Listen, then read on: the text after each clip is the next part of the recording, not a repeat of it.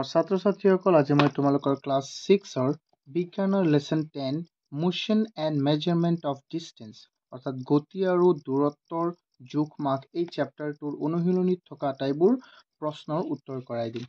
চোৱাচোন অনুশীলনীত থকা প্ৰশ্নবোৰ এবাৰ আমি চাই লওঁ। চোৱা ইয়াত আমাক কি দিছে চোৱা এবাৰ। Yet আমাক কৈছে give two example each of modes of transport used on land, water and air. কৈছে যে দুটাকৈ এক্সাম্পল দিয়া পানীত যাতায়াত কৰা বস্তু দুটাৰ উদাহৰণ দিয়া, তাৰপিছত মাটিত যাতায়াত কৰা বস্তু দুটাৰ উদাহৰণ দিয়া আৰু পানীত যাতায়াত কৰা বস্তু দুটাৰ উদাহৰণ দিয়া। চোৱা এই কুৱেশ্যন কেইটা আমি কৰোঁ। চোৱা ইয়াত মাটিত যাতায়াত কৰা মানে লেণ্ডত যাতায়াত কৰা দুটা বস্তুৰ উদাহৰণ হ'ল, আমাক দুটাকে কৰিবলৈ দিছিলে কিন্তু মই আৰু এটা লিখি দিছোঁ। চোৱা bus, truck, train, bus, truck, train, হয়নে নহয়? আৰু তাৰপিছত চোৱা পানীত তোমালোকে ইয়াত দুটা লিখিলেও হ'ব। পানীত যাতায়াত কৰা দুটা বস্তু হ'ল শ্বিপ, শ্বিপ মানে কি ডাঙৰ জাহাজ, আৰু বোট মানে নাও। শ্বিপ আৰু কি নাও, শ্বিপ এণ্ড বোট। শ্বিপ মানে ডাঙৰ পানীৰ জাহাজবিলাক, আৰু বোট মানে আমি যে আমাৰ ইয়াত যে গাঁৱত যে দেখোঁ সৰু সৰু নাওবিলাক, সেইটোক আমি কওঁ। তাৰপিছত হ'ল ইয়াৰত কি আছে? ইয়াৰ মানে বায়ুত কি বস্তু যাতায়াত কৰে? চোৱা এয়াৰপ্লেন, চোৱা হেলিকপ্টাৰ, স্পেচ ক্ৰাফ্ট যিকেইটা নেকি আমি যে কওঁ যে চন্দ্ৰয়ানত যে আমি চন্দ্ৰত যে গৈছিলে আমাৰ ভাৰতৰ, হয় নহয়? সেইটো বস্তুক আমি কি বুলি ক'ম? স্পেচ ক্ৰাফ্ট বুলি ক'ম। ঠিক আছে, চন্দ্ৰয়ান 3। তাৰপিছত চোৱা কুৱেশ্যন 2ত আমাক কি আছে? ফিল ইন দ্য ব্লেংকছ, খালী ঠাইবোৰ কি কৰা? পূৰ কৰা। ইয়াত কৈছে 1 metre is how many centimetre? ডেছ চেণ্টিমিটাৰ। আমি জানো যে 1 মিটাৰত 100 চেণ্টিমিটাৰ থাকে, তেন্তে ইয়াত আমি কি বহাম? 100 চেণ্টিমিটাৰ। তাৰপিছত কি আছে? 5 কিলোমিটাৰ ইজ কিমান মিটাৰ? চোৱা 5 কিলোমিটাৰ ইজ ডেছ মিটাৰ। চোৱা আমি জানো যে 1 কিলোমিটাৰত কিমান থাকে? 1 কিলোমিটাৰ ইকুৱেল 1000 মিটাৰ, হয়নে নহয়? 1 কিলোমিটাৰ ইকুৱেল যিহেতু 1000 মিটাৰ, তেন্তে 5 কিলোমিটাৰত কিমান থাকিব? 5000 মিটাৰ। কিমান? 5000 মিটাৰ। চোৱা এইটো আমি 5000 বহালোঁ, হয়নে নহয়? তাৰপিছত চোৱা motion of a child on a চুৰিং ইজ, চোৱা দোলনত শিশু এটাই গতি কৰা গতিটো হৈছে কি? Periodic motion. কেলে চোৱাচোন। চোৱা পিৰিয়ডিক মোশ্যন কাক বুলি কোৱা হয়? চোৱা এইটো এনেকে এবাৰ যাব এবাৰ আহিব, এবাৰ যাব এবাৰ আহিব। চোৱা এইটো এনেকৈ যে হৈ থাকে নে নাই? চোৱা সেইকাৰণে দোলন গতি বুলি কওঁ ইয়াক আমি। তাৰপিছত কি কৈছে? ইয়াত আমি লিখি দিম পিৰিয়ডিক মোশ্যন। চোৱা motion of a needle of a sewing machine is, চিলাই মেচিনত থকা নিডলটো মানে কি? বেজিটো এনেকৈ কৰি থাকে নে নাই? চোৱা এটা জেগাৰ পৰা যায় আৰু আকৌ আহে। সেইটোক আমি কি বুলি কওঁ? সেইটোকো পিৰিয়ডিক মোশ্যন বুলি ক'ম, বা এইটোক দোলন গতি বা পৰ্যাবৃত্ত গতি, একেই কথা। চোৱা যেনে দোলনটো যেনেকে ঘূৰে, এইটো আৰু এই দুটা কি? একেই বস্তু। তাৰপিছত কি কৈছে? Motion of wheel of A bicycle. চোৱা আমি যে চলাওঁ চাইকেলৰ চকাটোৰ গতি কি হয়? এনেকে গোলকৈ ঘূৰে নে নাই? ঘূৰণীয়াভাৱে। তো এইটো আমি কি বুলি ক'ম? ৰোটেশ্যনেল মোশ্যন বা ঘূৰ্ণীয় গতি। তাৰপিছত চোৱাচোন আমি কুৱেশ্যন 3টো চাওঁ। এইটো কুৱেশ্যন 3 আমাৰ। কুৱেশ্যন 3ত কি দিছে? Why can a pace or foot step not to be used as a standard unit of length? কৈছে যে ভৰিৰ খোজ বা পদচিহ্ন কিয় দৈৰ্ঘ্যৰ জোখৰ একক হিচাপে ব্যৱহাৰ কৰিব নোৱাৰিম? চোৱা যেনে পদচিহ্ন মানে কি? তোমাৰ ভৰিৰে যে জোখা, ধৰি লোৱা এনেকে তোমালোকে যে এনেকে জোখা নাই, এক ব্ৰেকেট 2 ব্ৰেকেট এনেকে জোখা নাই, কেতিয়াবা ভৰিৰেও জোখা, কিন্তু সেইটোক আমি জোখাৰ একক কিয় ল'ব নোৱাৰিম? কাৰণ কাৰোবাৰ ভৰি অকণমান সৰু হ'ব পাৰে, কাৰোবাৰটো একেবাৰে ডাঙৰ হ'ব পাৰে, হয়নে নহয়? চ' সেইকাৰণে আমি এইটো ব্যৱহাৰ কৰিব নোৱাৰিম। তাৰপিছত আমি চাওঁ সেইটোতো লিখিব লাগিব, এনেকে ক'লেই নহ'ব। চোৱা এইটো মই লিখিছোঁ। চোৱা a pace or footstep to each and energy person is not equal. Every person, not energy, to hobo every typing mistake. Every person is not equal, so a pace or footstep of any person cannot be used as a standard unit of length. মানে কি ভৰিৰ খোজ বা পদচিহ্নৰ যোগ মানুহ ভেদে কি হয় বেলেগ বেলেগ হ'ব, সেইবাবে ইয়াৰ দ্বাৰা সঠিক যোগ পাব নোৱাৰি। সেইবাবে পদচিহ্ন বা ভৰিৰ যোগ দৈৰ্ঘ্যৰ জোখৰ একক হিচাপে ব্যৱহাৰ কৰিব নোৱাৰি। যিসকলে অসমীয়াত লিখিব বিচাৰা অসমীয়াত লিখিব পাৰিবা। তাৰপিছত কৈছে আমাক কুৱেশ্যন 4ত কৈছে arrange the following length in their increasing magnitude. increasing magnitude মানে বাঢ়ি যাব, মানে কি 1 2 3 4 এইটো যে increasing order decreasing order মনত আছে না নাই তোমালোকৰ? চোৱা সেইটো মেথছৰ। চোৱা ইয়াত প্ৰথমে আমাৰ কি আছে 1 মিটাৰ 1 চেণ্টিমিটাৰ 1 কিলোমিটাৰ 1 মিলিমিটাৰ। প্ৰথমে আমি ওলাব লাগিব ইনক্ৰিজিঙত, প্ৰথমে আমি সৰুটো বিচাৰিম।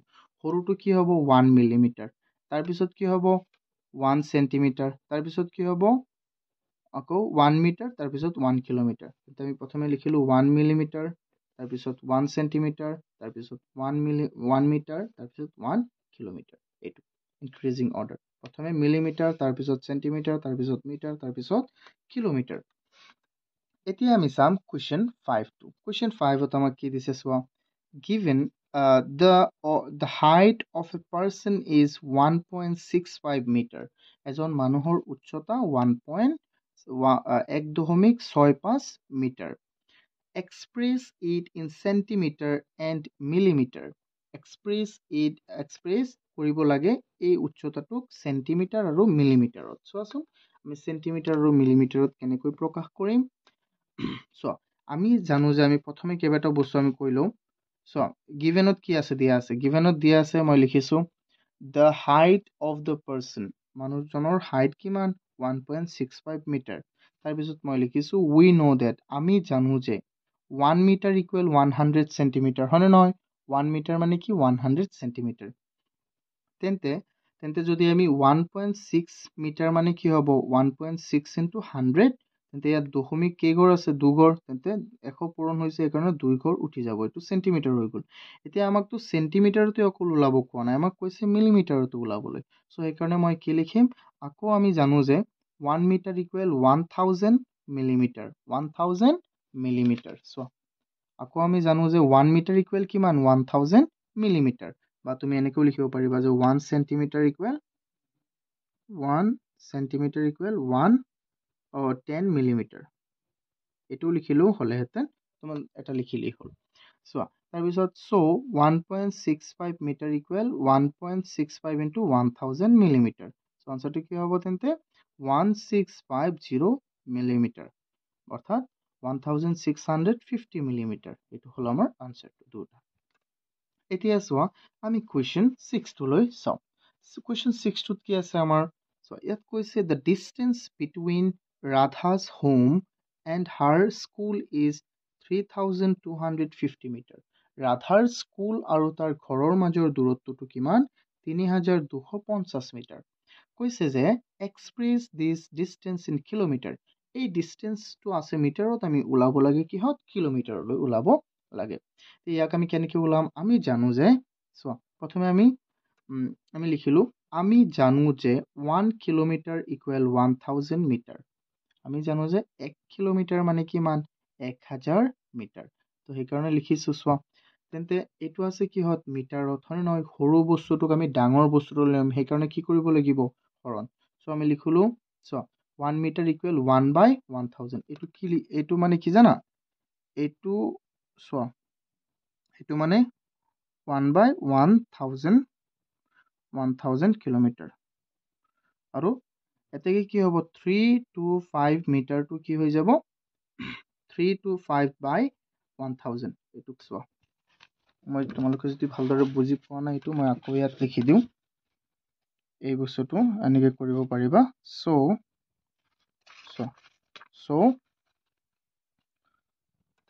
1 মিটাৰ ইকুৱেল 1/1000 1000 কিলোমিটাৰ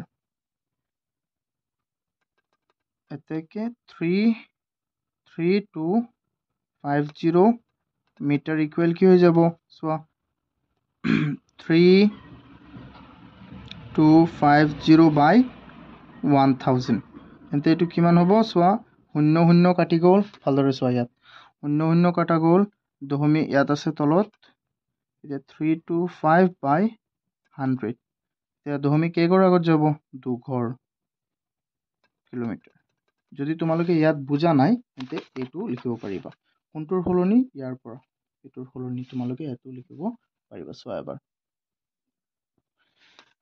এতিয়া আমি চাম কুৱেশ্যন 7 কুৱেশ্যন এতিয়া কি ওলাল আমাৰ চোৱাচোন এনসাৰটো কি ওলাল 3.25 কিলোমিটাৰ সো এইকাৰণে মই ইয়াত লিখি দিছো যে ডিসটেন্স বিটুইন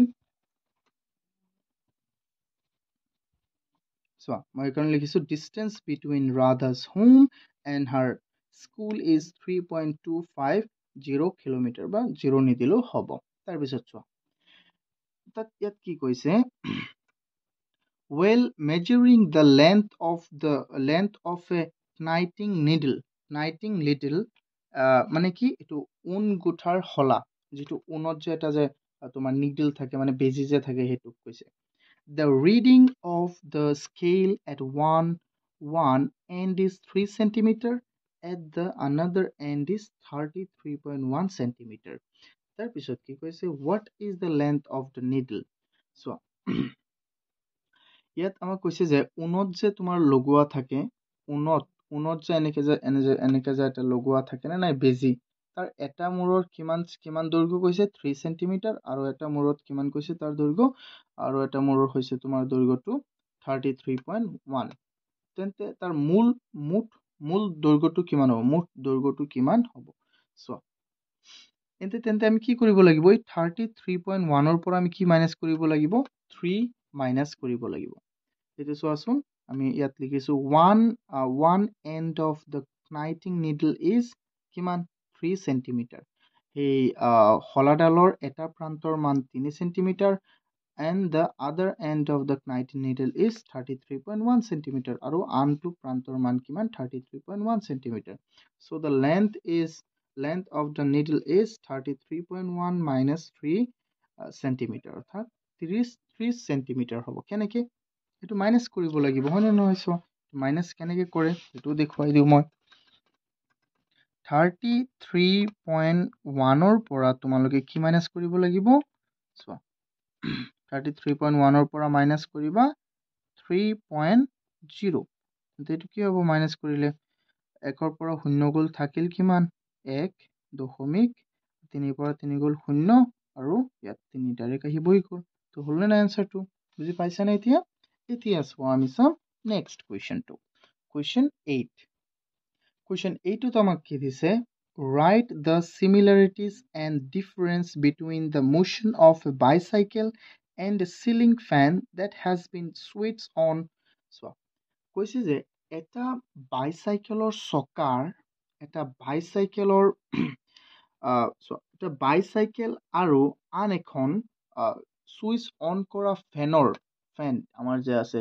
যিকোনো ফেনৰ মাজৰ পাৰ্থক্যটো লিখা আৰু সিমিলাৰিটিজটো লিখা চোৱাচোন সাইকেলটো চলি থাকে আৰু হি ঠাই পৰিৱৰ্তন কৰি থাকে হয়নে নহয় হি ঘূৰণীয়া আকাৰে চলে কিন্তু তাৰ চকাবোৰ ঘূৰণীয়া আকাৰে চলে কিন্তু হি ঠাই পৰিৱৰ্তন কৰি থাকে যেনে চোৱা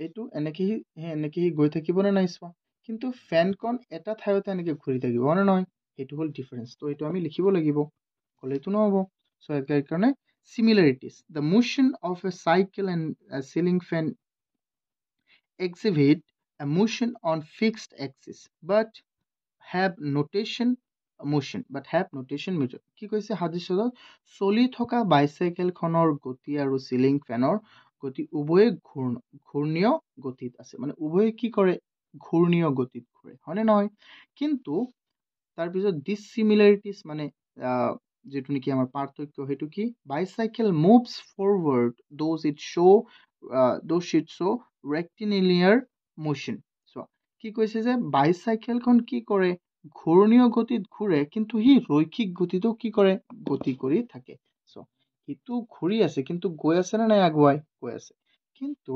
তাৰপিছত তাৰপিছত কি কৈছে চ' it শ্ব'জ rotation motion so' it শ্ব'জ কি ৰোটেশ্যন মোশ্যনছ বাট a fan ইয়াত আছিলে আমাৰ বাট ফেন ৰোটছ অন ইটছ এক্সিছ কিন্তু ফেনখনে অকল তাৰ নিজৰ এক্সিছতে নিজৰ কেন্দ্ৰতে কি কৰে ঘূৰে চ' ইট শ্ব'জ ৰোটেশ্যন একশ্যন আৰু সেইটো কি কৰে তেন্তে এইটো নিজৰ গতিতে গতি কৰে এইটো হ'ল আমাৰ পাৰ্থক্য ইমানটো লিখিব নালাগে জাষ্ট এইকেইটা লিখি দিবা চিম্পল হয় তাৰপিছত চোৱা Question 9. So question 9 ত কি আছে? Why could you not like to use a measuring tape made of a elastic material like rubber to use distance? So কৈছে যে তুমি কিয় এটা ৰবৰৰ টেপ কিয় ব্যৱহাৰ নকৰিবা কিবা এটা দৈৰ্ঘ্য জুখিবলৈ কাৰণ ৰবৰৰ টেপ ব্যৱহাৰ কৰিলে কি হ'ব সি অকণমান বেছিকে টানি দিলে কি হ'ব বেছি লম্বা হৈ যাব হয়নে নহয় বা অকণমান কম টানিলে সি সৰু হৈ থাকিব তেন্তে এইটো ভালদৰে তুমি জুখিব পাৰিবানে নোৱাৰিবা কোনো এটা ঠাইত তো সেইটো আমি লিখিম দেৰ ইজ ন' তাৰপিছত আকৌ চোৱাচোন what would be some of the problem you would meet in telling someone about a distance if you measured with such a tape যদি তুমি এনেকুৱা ইলাষ্টিক ফিতাৰে তুমি জোখা দূৰত্ব এটা তেন্তে কাৰোবাক কওঁতে তুমি সমস্যাৰ সন্মুখীন হবানে কি সমস্যাৰ সন্মুখীন হবা সেইটো কৈছে চ' আমি ইয়াত লিখিছো there is no fixed design of elastic tape elastic মানে যাক আমি টানিলে তাৰ দৈৰ্ঘ্য সলনি হয় there is no fixed design of elastic tapeৰ কোনো fixed design নাই it we use different force to pull it the length will be different so an elastic measuring মানে কি তাৰ যদি আমি তাক অকণমান ডাঙৰকে অকণমান জোৰকে টানি দিওঁ এইটো অকণমান ডাঙৰ হ'ব আৰু যদি জোৰকে নাটানো তেতিয়া ই সৰু হৈ থাকিব এইটো লিখি লোৱা আৰু অকণমান আছে তাৰপিছত আমি লিখিছো যে টেপছ gives incorrect length আৰু সেইকাৰণে সেই টেপছটোৱে কি কৰিব incorrect length দিব যিকোনো দুটা বস্তুৰ দূৰত্বৰ মাজৰ চ' সেইকাৰণে আমি ইলাষ্টিক টেপ ব্যৱহাৰ নকৰোঁ তাৰপিছত কি কৈছে চোৱা এইটো তোমালোকে লিখি ল'বা স্ক্ৰীনশ্বট দি লিখি ল'বা এইকেইটা তাৰপিছত চোৱা question 10 give two example of two periodic motion পৰ্যাবৃত্ত গতিৰ দুটা উদাহৰণ দিয়া পৰ্যাবৃত্ত গতিৰ দুটা উদাহৰণ কি হ'ব so motion of earth around the sun চোৱা মানে পৃথিৱীয়ে এইটো হ'ল আমাৰ সূৰ্য পৃথিৱীয়ে সূৰ্যৰ চাৰিওফালে ঘূৰাটো এইটো কি হ'ব এটা পৰ্যাবৃত্ত গতিৰ উদাহৰণ হ'ব তাৰপিছত কৈছে motion of a pendulum motion of a child on swing so pendulum দোলনৰ গতি so এইটো এনেকে যে ঘূৰি থাকে pendulum এইটোৰ এটা উদাহৰণ এই দুটা উদাহৰণ লিখি দিবা তোমালোকৰ আজিৰ কাৰণে তোমালোকৰ চেপ্টাৰ 10ৰ এইটো অন্তিম কুৱেশ্যন যদি তোমালোকে ভিডিঅ'টো ভাল পাইছা যদি তোমালোকে আটাইবোৰ কুৱেশ্যন বুজি পাইছা তেন্তে চেনেলটো ছাবস্ক্ৰাইব কৰিবা ভিডিঅ'টো লাইক কৰা আৰু তোমালোকৰ ক্লাছ 6ৰ আটাইবোৰ কুৱেশ্যন ইয়াতে আটাইবোৰ চেপ্টাৰৰ আনসাৰ ইয়াত পাই যাবা যদি তোমালোকে এই পিডিএফবোৰ পাব বিচাৰা তেন্তে ডিসক্ৰিপশ্যনত লিংক আছে তোমালোকে ইউটিউব চেনেল হোৱাটছআপ চেনেলটো জইন কৰি ল'বা পাই যাবা